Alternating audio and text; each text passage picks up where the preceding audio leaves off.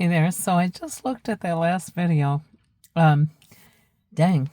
And it had a, what do you call that thing? I don't know, a beer goblet or whatever upside down. I've been trying to figure out the stem broke on that. The reason we have it is it was a collector's item that when everyone was coming in and breaking glass in our house years ago, the stem got broke off of that. Well, Dale and I don't really drink anymore, so we don't need that glass. I'm trying to figure out how I'm gonna turn it into a piece of art.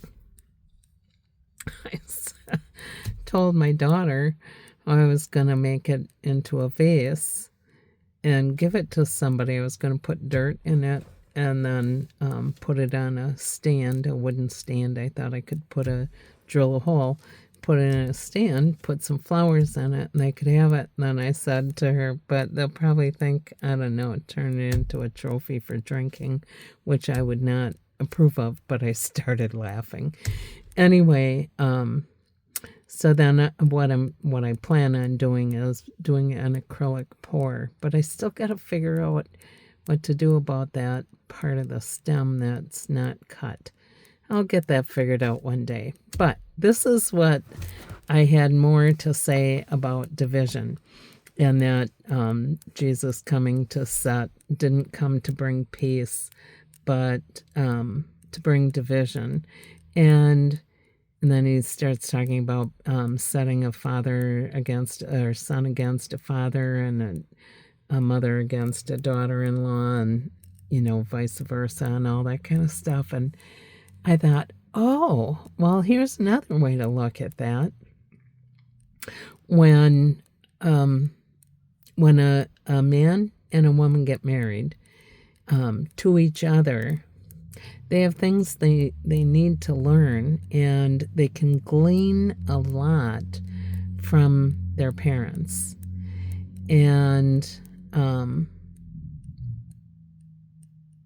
so, yeah, they aren't dividing in the sense to tear it apart, and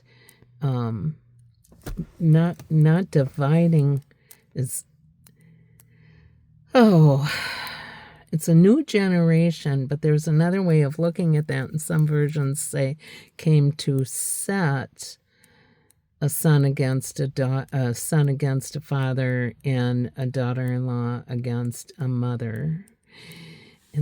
And so you gotta kind of, I don't know, think about when you lean on someone, you're set against them, right? So you're paired up. So it's kind of like I came to pair up the men with the men and the women with the women, because in marital relationships, in new marital relationships, they have to break ties with the old so they can make a new relationship with each other, but they still can glean from the old. And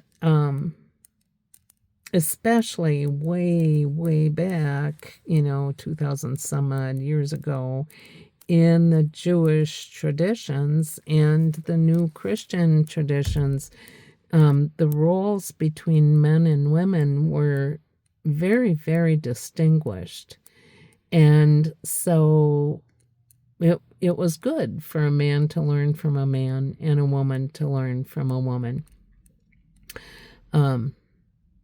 And for in that way, they can lead the younger generation into their relationship based on faith in Jesus. So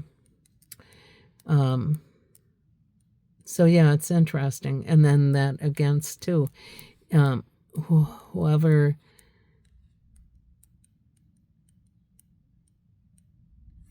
we lean on Jesus for our life, right? So we want to be set against him in that way, but not in the way of being opposed.